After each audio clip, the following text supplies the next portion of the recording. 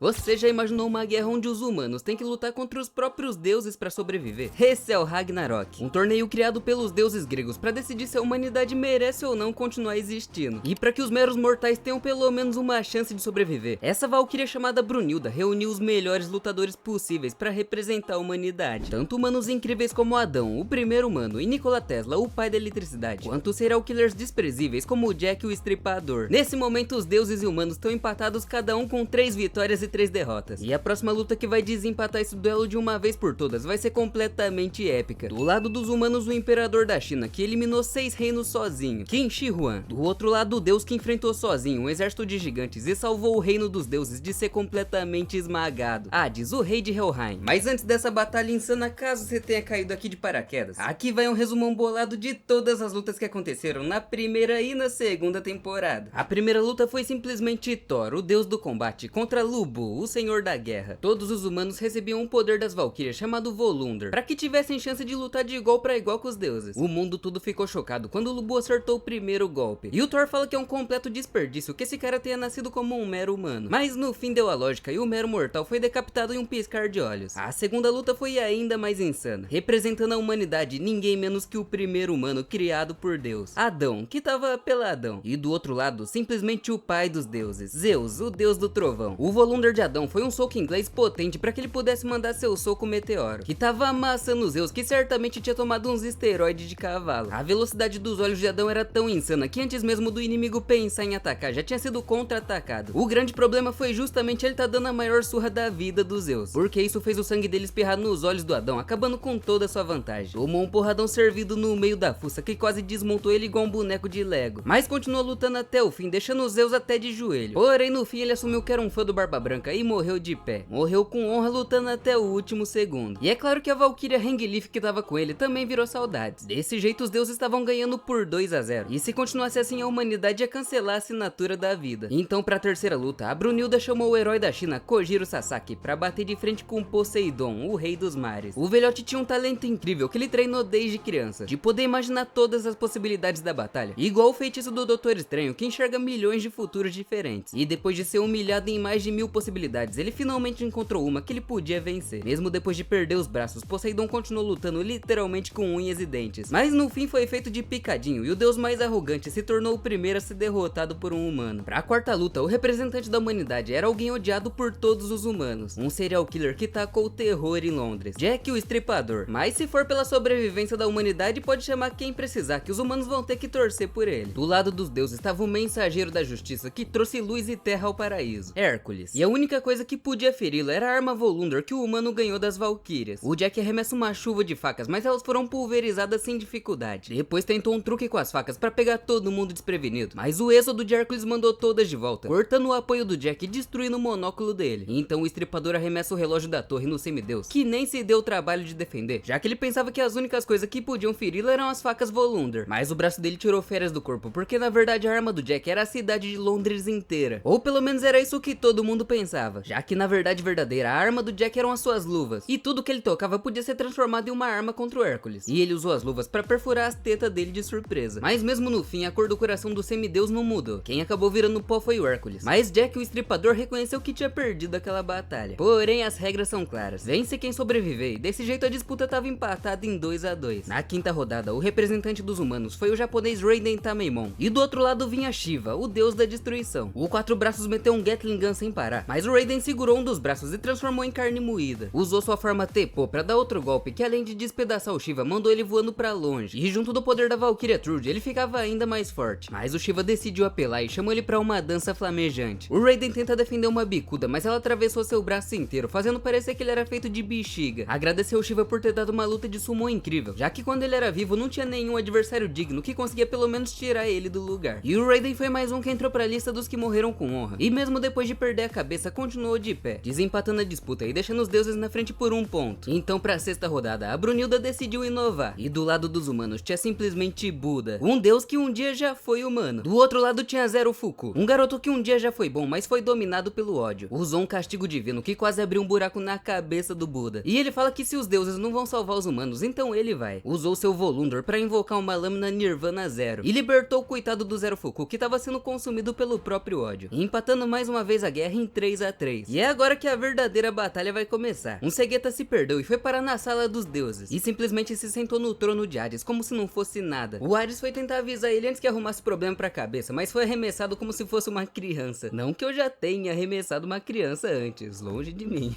Mas o maluco fala que onde quer que ele esteja, o lugar que ele estiver vai se tornar seu trono. O deus da guerra fica furioso e vai pra cima dele cheio de ódio. Mas o Brutamonte foi beijar o chão mais uma vez igual bosta. Do nada a Brunilda e a Gol chegam, falando que finalmente acharam esse animal. Só que ele não queria sair da sala dos deuses de jeito nenhum. E só foi porque a Brunilda avisou que finalmente era hora dele lutar. Mas é claro que o cegueta não ia querer ir pela passagem dos humanos igual todo mundo, né? Então ele criou seu próprio caminho, literalmente em cima da entrada dos deuses. Esse era ninguém menos que o rei do início, o imperador da China que eliminou 6 reinos sozinho e uniu todo o território chinês. Esse era Qin Shi Huang. A valquíria dele chegou dando bronca porque ele deixou ela lá esperando sozinha na entrada dos humanos. Disse que ele nem praticou o Volunder e não tem como eles unirem seus corações desse jeito. Mas o Qin pega ela no colo e chama ela de garotinha selvagem, fazendo a ruivinha se apaixonar na hora. Lembrando que esse cara tem a skin lendária. Não vai tentar fazer isso aí na sua cidade com essa sua lata amassada pra ver se tu não toma um tapão bem no meio da fuça. No meio do caminho dos deuses, o adversário dele foi parado por um cabeça de bagre. Era um vassalo do Poseidon, pedindo pro deus vingar o seu irmão. E levou o tridente do rei dos mares pra ajudar na batalha. Esse era o irmão mais velho dos 3 irmãos gregos mais poderosos. Isso mesmo, mais velho até que o enrugado dos Zeus, que parecia só pele e osso. Hades, o rei de Helheim. A 7ª batalha no confronto, que ia decidir o destino da humanidade, ia ser de rei contra rei. É claro que o Hades já começou todo arrogante igual o Poseidon, falando que não tem nada contra esse humano, mas ele vai ter que pagar os pecados da humanidade que matou seu irmão. E não é por nada não, mas será que se eu ficar careca eu consigo virar CLT da Afrodite? Trabalho de graça, não tem problema não. O Hades deu uma investida mortal que se pega no zóio, meu amigo arranca de vez. Mas o Qin consegue desviar tranquilamente. E o rei de Helheim manda várias estocadas atrás da outra, que um único arranhão podia dilacerar o humano. O Qin consegue se esquivar de todos os golpes, mas mesmo assim sofreu um arranhão na barriga. Imagina se tivesse acertado. O Hades dispara com a lenda de Perséfone, mas o imperador defende só com o punho e consegue aparar o ataque. Depois usou a própria força do Hades contra ele pra mandar o maluco direto pra parede. Todo mundo fica em choque sem entender absolutamente nada. Esse era o Tio modo armadura, poder da Fênix Celestial. Ainda zoou o Hades falando que só existe um rei, e esse rei se chama Qin Shi Huang. Pra poder se tornar um rei na China não era fácil não. Você precisa subir o Monte Tai e receber a permissão do deus das artes militares Tio. Todos tremiam só de estar na presença dessa aberração, mas o Qin tava tranquilão. Então o Smurf Chifrudo Ri manda ele oferecer 10 mil dos seus súditos como sacrifício e se ajoelhar diante dele. Assim ele ia receber a permissão para ser o imperador de toda a China. Mas o Qin era ousado e diz que se ele tá com tanta fome pode comer bolo de bosta com barro. É claro que o monstro fica puto e pergunta se ele tem cocô de galinha na cabeça. Mas o cegueta fala que ele não passa de um esquisitão devorador de homens. O Tio se transforma num capeta e parte pra cima daquele humano insolente. Mas a batalha durou 6 dias e o Qin Shi Huang derrotou completamente o deus das artes militares, se tornando assim o rei de todos os reis. O Hades se levanta pro segundo round e todo mundo sente o respeito. Perguntou pro adversário o que significa ser um rei pra ele, e o Qin responde que significa nunca se curvar, nunca depender dos outros e sempre estar à frente do seu povo. Só que o Hades começa a coringar e ninguém entende nada. O Qin, que não é bobo, já começou a rachar o bico também. Mas depois pergunta se ele tá com o patati ou com o patatá enfiado na bunda.